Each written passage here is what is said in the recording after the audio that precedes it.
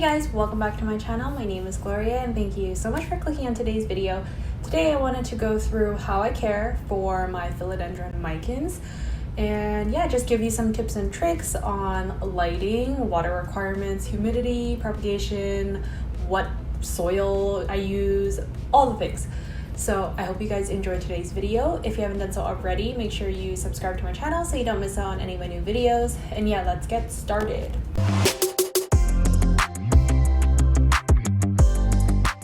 So first, let me show you my wonderful plant. It is a small little plant, so it's currently in a 4-inch little pot. I have quite a few cuttings in here, so I'll go through kind of the process of how I propagate this a little bit later. But this is my plant. It has some big leaves, it has some small leaves. There's kind of like an iridescence to the leaves, a little bit of like a bronzy reddish color when they first come out, and then over time it fades to kind of like a medium to dark green, so kind of depending on like how much light you give it. So that's a pretty standard leaf, but I also have one that's a little bit darker, as you can see over here, and this one is really big.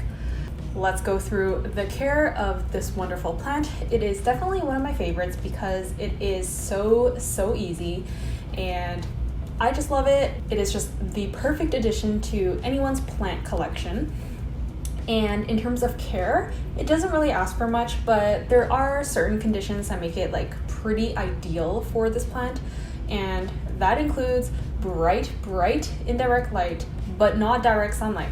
So as you can see here, I can show you some damage from literally sunburn. And this is how it looks like.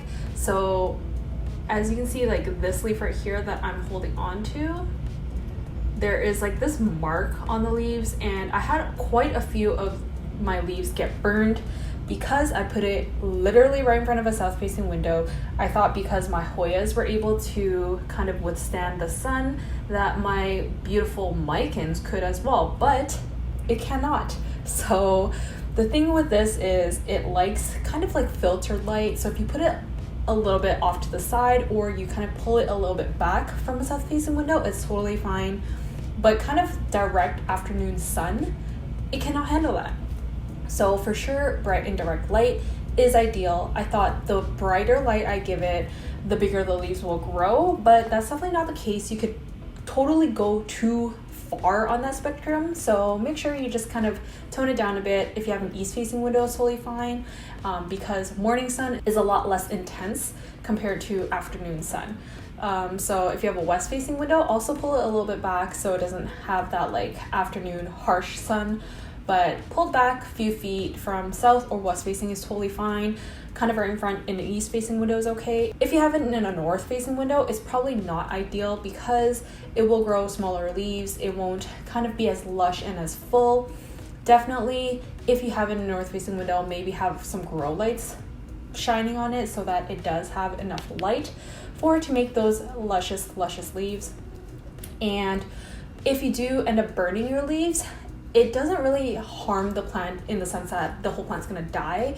It is more like cosmetic damage, but eventually the leaves will kind of just shed and fall off. So if, let's say in my case, I burned a lot of the leaves close to the base of the plant, and that's where a lot of the leaves over time did fall off, and they started to look really bare, and that's why I propagated it.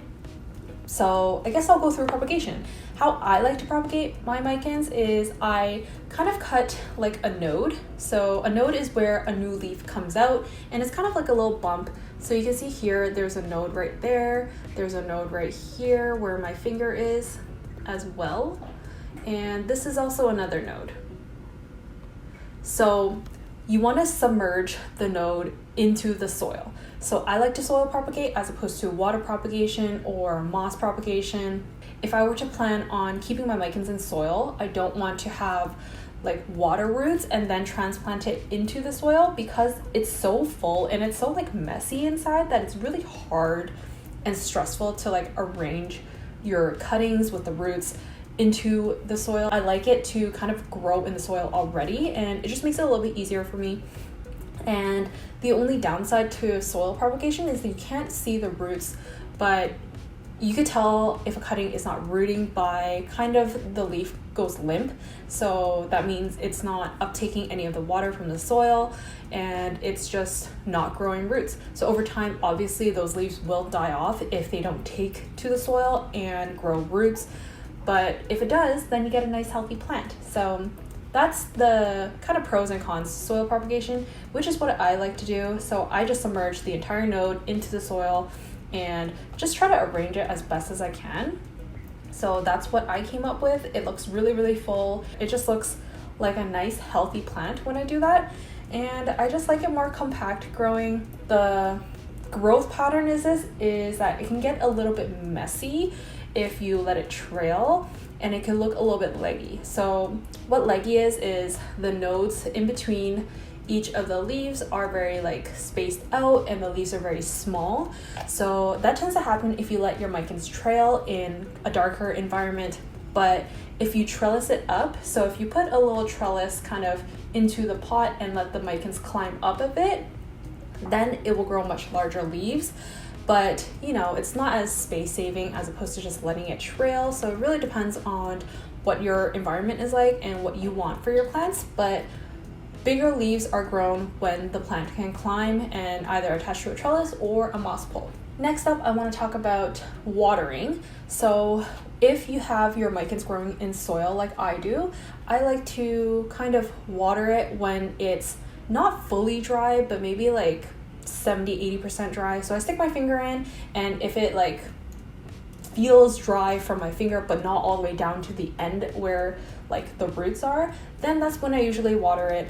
I kind of know now by like lifting my pot and feeling the weight of it. But if you're a beginner, I would definitely say use like water meter testing thing, or just like sticking your finger into the soil, because sometimes you might think it's dry but it's not really dry yet, and that's how you overwater your micans and cause leaf drop.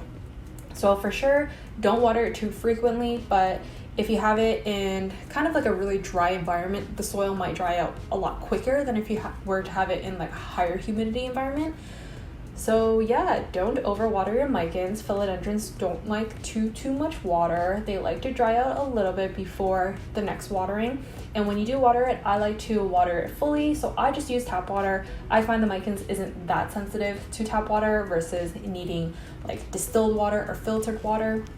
But I just bring it to my sink, run it under the tap, and I just let it completely drain through. So I have it potted in a little pot here with plenty of drainage holes. And once it's drained through, I put it back onto its saucer so it doesn't damage my shelf, and it's pretty much done.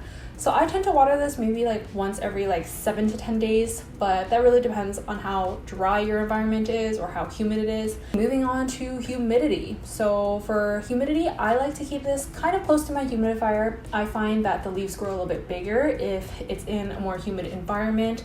So because I live in a home that's fairly dry, and we're in Canada and it's literally in the middle of winter, my humidity probably hovers around like 40% to 50% when a humidifier is on, versus in the summer it can go up to like 60 or 70 close to the humidifier. But yeah, this one is just living in like 40-50%, and it's totally fine.